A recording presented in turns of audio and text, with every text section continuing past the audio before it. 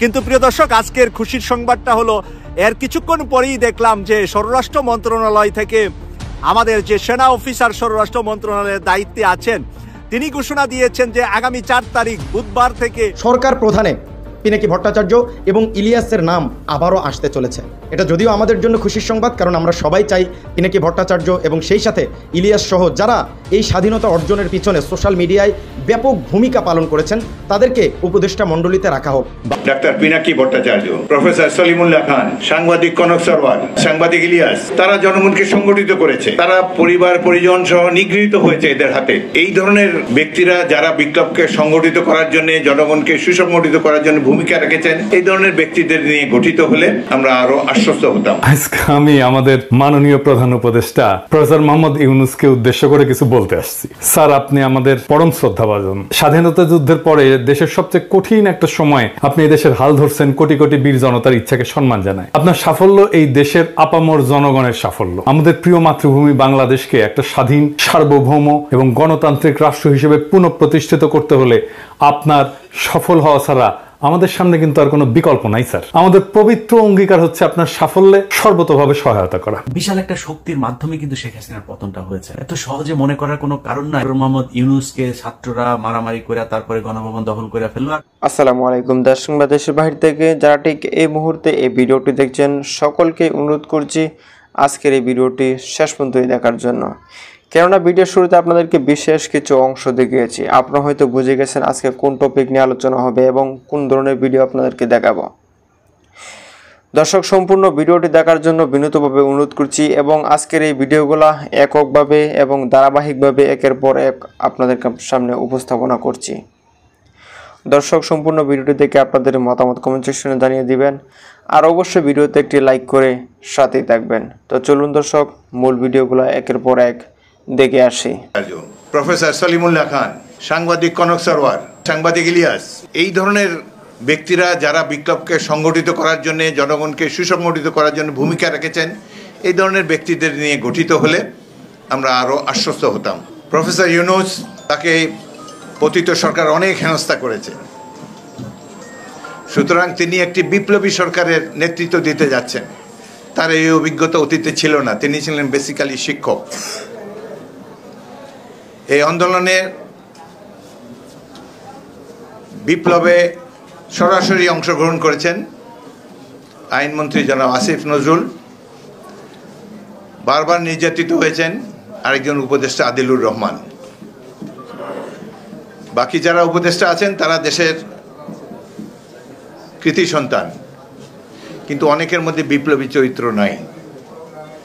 এদের কেউ কেউ হাসিনা সরকারের পৃষ্ঠপোষকতায় ছিলেন, হাসিনা সরকারকে সমর্থনও দিয়েছেন। আমরা এই মুহূর্তে আর এসব তিক্ততা দেখতে চাই না। আমরা আরও খুশি হতাম এই বিপ্লবে যারা জনগণকে সংগঠিত করেছে, অনেক সাধারণ মানুষ, যেমন ডাক্তার পিনাকি ভট্টাচার্য, যেমন প্রফেসর সলিমুল্লাহ খান, সাংবাদিক কনক সরওয়ার, আরও দেশে বিদেশে অনেক দেশপ্রেমিক, মোহাম্মদ ইলিয়াস, সাংবাদিক ইলিয়াস, তারা জনগণকে সংগঠিত করেছে, তারা পরিবার পরিজন সহ নিগৃহীত হয়েছে এদের হাতে।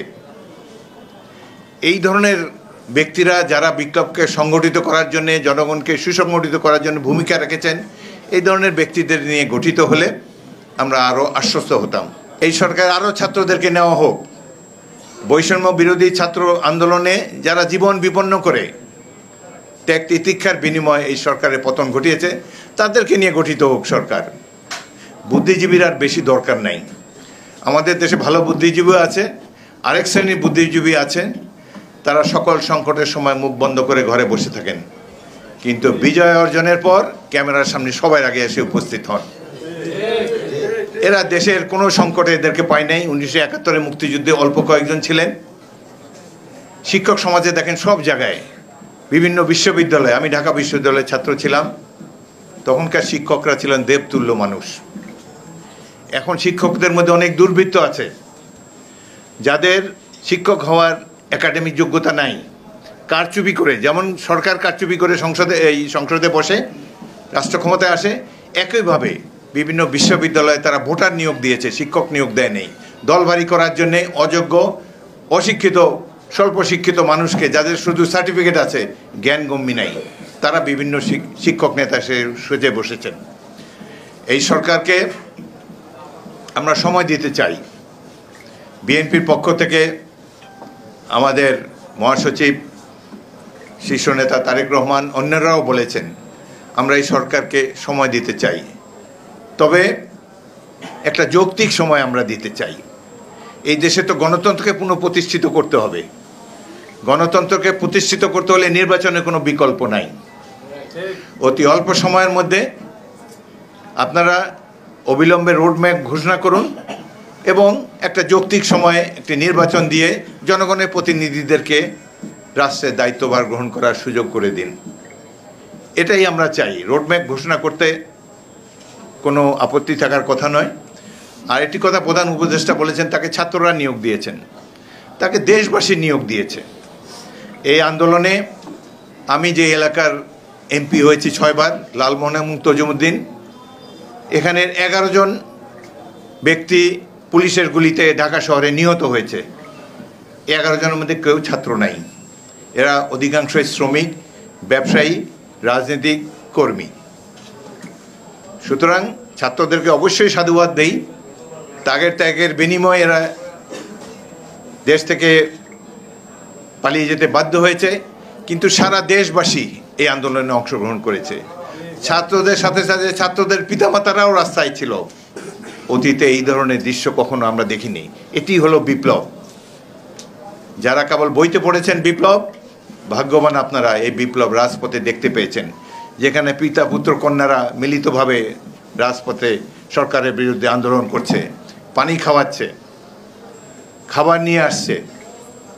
বিশেষ করে ছাত্রীরা, তারা লাজুক, বাংলাদেশে তারা নিজেদেরকে আড়ালে রাখতেই পছন্দ করেন, কিন্তু ছাত্র ভাইদের উপরে অত্যাচার, নির্যাতন, যেভাবে গুলিবর্ষণ করেছে, এটি থেকে তারাও স্থির হতে পারে নাই। মা বাবাকে নিয়ে ছাত্রীরাও পর্যন্ত রাজপথে এসেছে। প্রফেসর ইউনূস সাহেব, আমরা বিএনপির পক্ষ থেকে আপনাকে আশ্বস্ত করতে চাই, দেশের জনপ্রিয় দল বিএনপি, যার অন্তর্ভুক্ত জাতীয়তাবাদী মৎস্যজীবী দল, আমরা সবাই আপনাকে সহযোগিতা করব, আপনার হাতকে শক্তিশালী করব, আপনি দেশকে গণতন্ত্রের পথে নিয়ে যান। আজকে আমি আমাদের মাননীয় প্রধান উপদেষ্টা প্রফেসর মোহাম্মদ ইউনূসকে উদ্দেশ্য করে কিছু বলতে আসছি। স্যার, আপনি আমাদের পরম শ্রদ্ধাভাজন। স্বাধীনতা যুদ্ধের পরে দেশের সবচেয়ে কঠিন একটা সময় আপনি দেশের হাল ধরছেন, কোটি কোটি বীর জনতার ইচ্ছাকে সম্মান জানায়। আপনার সাফল্য এই দেশের আপামর জনগণের সাফল্য। আমাদের প্রিয় মাতৃভূমি বাংলাদেশকে একটা স্বাধীন, সার্বভৌম এবং গণতান্ত্রিক রাষ্ট্র হিসেবে পুনঃপ্রতিষ্ঠিত করতে হলে আপনার সফল হওয়া ছাড়া আমাদের সামনে কিন্তু আর কোনো বিকল্প নাই স্যার। আমাদের পবিত্র অঙ্গীকার হচ্ছে আপনার সাফল্যে সর্বতোভাবে সহায়তা করা।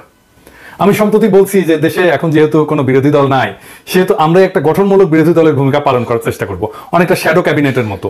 আমরা আপনার সরকারের ভালো কাজগুলির প্রশংসা যেমন করব, তেমনি ভুল ভ্রান্তিগুলো অকপটে তুলে ধরবো। আশা করি আমাদের এই সমালোচনাকে ভুল না বুঝে ইতিবাচকভাবে নেবেন। এই কথাটা এইভাবে বলার দরকার ছিল না, কিন্তু বলতেছে এই কারণে যে দুঃখজনক হলো সত্য, এই দেশে সমালোচনা সহ্য করার সংস্কৃতি এখনো তৈরি হয় নাই। আপনি এই ব্যাপারে পথ দেখাবেন বলে আশা করি। আজ আমাদের সাম্প্রতিক ইতিহাস থেকে কয়েকটা ঘটনার কথা উল্লেখ করব, যা আপনার আগামী দিনগুলোর জন্য প্রাসঙ্গিক। প্রথম ঘটনা হলো মুক্তিযুদ্ধের পরে শেখ মুজিবের দেশে প্রত্যাবর্তন। অবিভক্ত পাকিস্তানে বাংলাদেশের গণতান্ত্রিক সংগ্রামের নেতা ছিলেন শেখ মুজিব, এটা ইতিহাস স্বীকৃত, কিন্তু মুক্তিযুদ্ধের নায়ক কিন্তু তিনি ছিলেন না। যুদ্ধের 9 মাস দেশে যে বৈপ্লবিক পরিবর্তন হয়ে গেছে সে সম্পর্কে তার বিন্দু মাত্র কোনো ধারণা ছিল না। তিনি যে অবস্থায় দেশ ছেড়ে গেছিলেন, ফিরে আসার পরে বাংলাদেশ আর সেই দেশ ছিল না, কারণ তার মাঝখানে একটা মহান মুক্তিযুদ্ধ ঘটে গেছে। অনেক রক্ত, অনেক আত্মত্যাগ, অনেক যুদ্ধ, অনেক কষ্ট, অনেক বেদনা, দেশ ত্যাগ, এই সমস্ত কিছু এই সময়ের মধ্যে ঘটে গেছে। তিনি সেই বিপ্লবকে ধারণ করতে পারেননি, শুনতেও চাননি কি হয়েছিল, কারা করছিল, কেন করছিল, কিভাবে হয়েছিল, শুনতে চাননি। কারণ তিনি বিপ্লবকে ধারণ করতে চাননি, কারণ তাতে তার ভূমিকা ছিল না। ফলে তিনি চড়ে বসছিলেন উল্টো রথে, এবং এই উল্টো রথে চড়ে বসাটাই এদেশের মানুষের জন্য এমনকি তার জন্য করুণ ফলাফল বয়ে আনছিল। আমরা সবাই জানি, এটা একটা কঠিন সত্য। আপনি স্যার কিছু মনে করেন না, এইটার সাথে আপনারও মিল আছে মুজিবের এই ঘটনার সাথে। আপনি কিন্তু আমাদের দ্বিতীয় মুক্তিযুদ্ধের নায়ক না, নায়ক আমাদের বীর ছাত্র জনতা। শেখ মুজিব অবিসংবাদিত ছিলেন বলেই ৭২-এ সবাই তাকে অন্তরের সাথে বরণ করছিল। আপনি সর্বজন গ্রাহ্য বলেই দেশবাসী এবার আপনাকে চাইছে। আমরা আশা করব আপনি মুজিবের মতো ভুল করবেন না। আপনিও যখন বিপ্লব ঘটে আপনি দেশে নাই, আপনি প্যারিসে। আপনি আসছেন বিপ্লব বিজয়ের পরে। তাইলে আপনাকে এখন কি করতে হবে? আপনাকে করতে হবে আমাদের দ্বিতীয় স্বাধীনতার বৈপ্লবিক মর্ম আত্মস্থ করে পুরনো ঘুণে ধরা ব্যবস্থা ধ্বংসস্তূপের উপরে একটা প্রকৃত গণমুখী রাষ্ট্র ব্যবস্থা গঠনের দুরূহ কাজটার উদ্যোগ নেওয়া।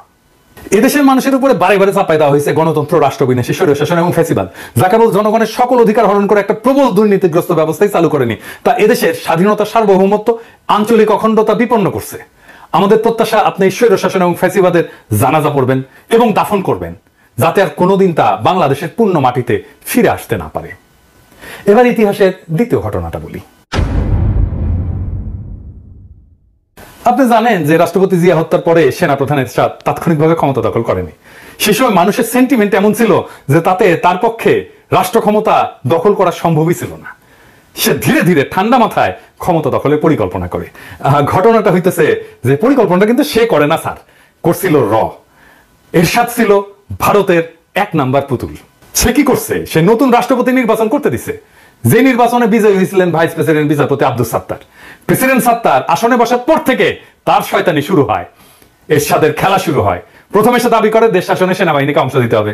সে প্রস্তাব করে দেশ পরিচালনার জন্য একটা জাতীয় নিরাপত্তা কাউন্সিল গঠন, যার প্রকৃত নেতৃত্ব থাকবে তার হাতে। সে প্রেসিডেন্ট সাত্তারের মন্ত্রীদের কাউকে কাউকে হাত করে নেয়, সরকারের ভেতরে বিভাজনের চেষ্টা করে এবং সফল হয়। কাকে হাত করছিল সে? হাত করছিল স্বরাষ্ট্রমন্ত্রী ডাক্তার আব্দুল মতিনকে, এবং পরে কিন্তু মতিন এরশাদের দলে যে জয়েন করে। প্রেসিডেন্ট সাত্তারের সাথে বিশ্বাসঘাতকতা কইরা এরশাদের সাথে হাত মিলায় এক মন্ত্রী বাড়ি থেকে গালকাটা কামাল নামে এক দুর্বৃত্তকে গ্রেপ্তারের নাটক সাজায়। এটা কিন্তু একটা নাটক ছিল।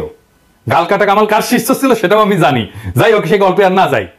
এই নাটকটা এরশাদের সামরিক কুয়ের পথ প্রশস্ত করে এবং এটা পোস্ট করছিল ডিজিএফআই, সাজাইছিল। এরশাদ ক্ষমতা নেওয়ার আগে বিদেশি দূতদের মধ্যে একমাত্র ভারতীয় রাষ্ট্রদূতের সাথে সাক্ষাৎ করছিল, একমাত্র। এরশাদ এরপর যে সংসদ নির্বাচন করে তাতে হাসিনার নেতৃত্বে আওয়ামী লীগ হয় বিরোধী দল। এভাবে ঘুর পথে ভারতের সাহায্যে আওয়ামী লীগ বাংলাদেশের রাজনীতিতে পুনর্বাসিত হয়। এরশাদ হচ্ছে ভারতের ১ নম্বর পুতুল, আর ২ নম্বর পুতুল হিসেবে কাজ শুরু করে হাসিনা। পুরা ক্ষমতা সরকারি দল ভারতের, বিরোধী দল ভারতের। এই হইল ভারতের বাংলাদেশের রাজনীতিতে আবার পা ফেলার সূচনা। এই নাটক যে আবার মঞ্চস্থ হবে না, আপনি কি স্যার সেটা নিশ্চয়তা দিতে পারেন যে প্রেসিডেন্ট সুপ্পু আপনাকে শপথ দিচ্ছে যে পদে বহাল থাকলে সে তো আপনার নিয়োগও বাতিল করতে পারে না? তাকে পদে বহাল রাখা মানে হইল আওয়ামী লীগের প্রত্যাবর্তনের মহাসড়কটা খুলে রাখা। সুপ্পুকে বিদায় না দেওয়া পর্যন্ত আপনি নিরাপদ না। আপনারা এই বুদ্ধি কেউ দেয় না। আপনারা সবাই বলে সংবিধান মেনে চলতে হবে, সংবিধান আলাদেরকে ধরিচ্ছি, দাঁড়ান স্যার, ধরিচ্ছি স্যার, একটু সময় দিছি কিন্তু ধর্ম স্যার, কারা কারাই সংবিধান আলা সেটা ধর্ম। এটা ছাড়াও আমি প্রবল সংখ্যার সাথে লক্ষ্য করতেছি যে ১ এরশাদের কালো ছায়া আপনার এবং আপনার সরকারের উপরে দীর্ঘ থেকে দীর্ঘতর হচ্ছে। আপনার উপরে চাপাই দেওয়া হয়েছে বেশ কয়েকজন উপদেষ্টা, যাদের সাথে বিপ্লবের কোনো সম্পর্ক নাই, ন্যূনতম কোনো সম্পর্ক নাই। আমরা বুঝতে অক্ষম। ১/১১ ৩জন কুশীলভ জায়গা পাইছিল প্রথমেই আপনার উপদেষ্টা পরিষদে, আবার আরো ২জনকে নিলেন, আলী ইমাম মজুমদার আর জাহাঙ্গীর আলম, ২জনই তো 111-এর লোক। আর ফয়জুল কবির ও তো আবার প্রথম আলো, আর প্রথম আলো তো আবার 111। সব প্রথম আলো 111 মিলে আপনার ক্যাবিনেট হয়েছে। মানে আপনার ক্যাবিনেটে সিঙ্গেল মেজরিটি গ্রুপ হচ্ছে 111। শুনতে পাচ্ছি যে বিপ্লবের সহযোগী কোনো প্রখ্যাত ব্যক্তিকে আপনার সাথে সাক্ষাতের সুযোগও দেওয়া হচ্ছে না। আমরা কিন্তু জানি স্যার যে কারা এসব করতেছে এবং কেন করতেছে। আরেকটা জিনিস দেখাই স্যার, আপনার উপদেষ্টা হাসান আরিফের পোলা হাসনাত আব্দুল্লাহর ছেলেকে নিজে গার্ড দিয়ে নিয়ে গেছে তার বাড়িতে, পোড়া বাড়িতে দেখাইতে। মালপাত্তি ভালোই নিচ্ছে মাশাআল্লাহ, বুড়াগুলার আয় ইনকাম ছিল না, এখন আওয়ামী লীগ পাহারা দিয়া কিছু কামাবে তার পোলা। আমি বাগদা দাওরকে আপনার উপদেষ্টারা বলে আমি নাকি উগ্র, হটকারী, আনম্যানেজেবল। কি স্যার বলে না? হ্যাঁ বলে তো। তো আপনার শান্তশিষ্ট, লেজ বিশিষ্ট, লেজের আগে অবশিষ্ট সুশীল সদা উপদেষ্টাগুলোর কাজ কাম দেখেন স্যার, দেখিচ্ছেন তো। বদনাম করলে ওদের হবে না, বদনাম হবে স্যার আপনার। আপনার একটা গল্প বলি স্যার, গানের গল্প তো মানে আপনি পছন্দ হবে। ওই গাই গরুর বাছুর মারা গেলে গরু কলে দুধ দেয় না স্যার, খালি লাথি দেয়। ওই গাই গরুর দুধ শুকে যায়। তো তখন গোয়ালা করে কি, আপনি জানেন এটা স্যার, অনেকে হয়তো জানে না, আমার ক্ষুদ্র ভ্রাতা ভগিনী জানে না। তো গোয়ালা বাছুরের চামড়া ছাড়ায় ওর মধ্যে খড়ার ভুসি ঢুকায়, ঠেইছে। বোকা গরু মনে করে যে তার বাছুর বাইসা আছে, তখন সে লাথি দেয় না, দুধ দেয়। হাঙ্গারের শত শহীদের রক্তে কেনা বিপ্লবের বাছুর কি মরে গেছে স্যার? হ্যাঁ, তাই ভিতরে ঠাইসা ঠাইসা 111 ঢুকাইতেছেন, আপনি একটার পর একটা ঢুকাইতেছেন, আপনারা মানা করিচ্ছি তারপরেও ঢুকাইতেছেন। আপনারা স্যার দুইজনের নাম দিয়েছিলাম স্যার, আপনি জানেন যে এনাদেরকে উপদেষ্টা করেন, করলে ভালো হবে, বিপ্লবের ভালো হবে, দেশের ভালো হবে। আপনি তো কথাটা রাখলেন না স্যার। যাই হোক, আমি করলে সবার আমল নামা এক এক করে খুঁয়ে দিতে পারি যাদেরকে উপদেষ্টা বানাইছেন, কমু কিন্তু আজকে করলাম না, কিন্তু পরে কমু। ইন্ডিয়া গলে ভালো করে জানে যে 1981 সালের মতো এইবারও আওয়ামী লীগকে সোজা পথে ক্ষমতায় আনা সম্ভব না। তাই তাদের কাছে বাংলাদেশকে পদতলে রাখার একমাত্র উপায় হচ্ছে এরশাদের মতো ঘুর পথে ক্ষমতায় আসা। এটাই তারা করিচ্ছে। এই জন্যই আপনার ক্যাবিনেটে সব 111 এর লোকজন ঘুর পথে। এই মুহূর্তে এই ধরনের একটা সম্ভাবনার বিরুদ্ধে ব্যবস্থা না নিলে আপনার সরকার অচিরেই বড় ধরনের বিপদে পড়বে। ঢাকায় নিযুক্ত আমেরিকান প্রাক্তন উপরাষ্ট্রদূত বাংলাদেশ প্রেমিক কিন্তু জন ড্যানিলোভিচ, আপনি চেনেন ভালো করে, এমনি বলেনি যে আর্মির উপর কর্তৃত্ব স্থাপন এই মুহূর্তে আপনার সবচেয়ে বড় প্রয়োজনীয় কাজ। এই কাজটা করেন। ইতিহাসের তৃতীয় ঘটনাটা বলি স্যার। হ্যাঁ, 1996 নির্বাচনের সময় বাংলাদেশের রাষ্ট্রপতি ছিলেন আব্দুর রহমান বিশ্বাস। উনি ছিলেন বিএনপির দ্বারা নির্বাচিত এবং একটা মহল থেকে তাকে সরাই দেওয়ার গুঞ্জন ওঠে। সেই সময় সেনা প্রধান ছিলেন জেনারেল নাসিম। নাসিম সেনা অভ্যুত্থান করার চেষ্টা করে একটা সময়। প্রেসিডেন্ট বিশ্বাস তাৎক্ষণিকভাবে তাকে পদচ্যুত করেন।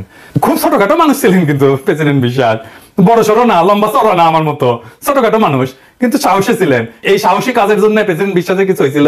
কিছু হয় নাই। কেউ তার কেশাগ্র স্পর্শ করতে সাহস করে নাই। আপনাকে এই ঘটনা স্মরণ করে দেওয়া প্রয়োজন মনে করতেছি, আপনি বুঝেন আমি কেন এটা বললাম আর কি। সবশেষে ইতিহাস থেকে চতুর্থ ঘটনাটা বলি। এটা স্যার কলে আপনাকে নিয়ে স্যার, আপনি প্লিজ আমাদের ভুল বুঝবেন না, আমি জানি। আপনি স্যার 1/11 পরে নাগরিক শক্তি নামে একটা রাজনৈতিক দল গঠন করছিলেন। অনেকে আসছিলেন কিন্তু আপনার পাশে, এইভাবে যে একদিন পরে দেশে একটা সুস্থ ধারার রাজনীতি শুরু হইতে যাচ্ছে।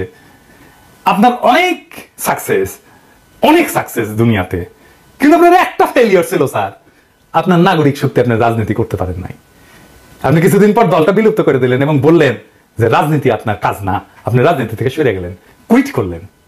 আপনি একটা কাজেই ব্যর্থ হয়েছিলেন, রাজনীতি, রাষ্ট্র পরিচালনার রাজনীতি। কিন্তু স্যার সবচেয়ে বড় রাজনীতি রাষ্ট্র পরিচালনা।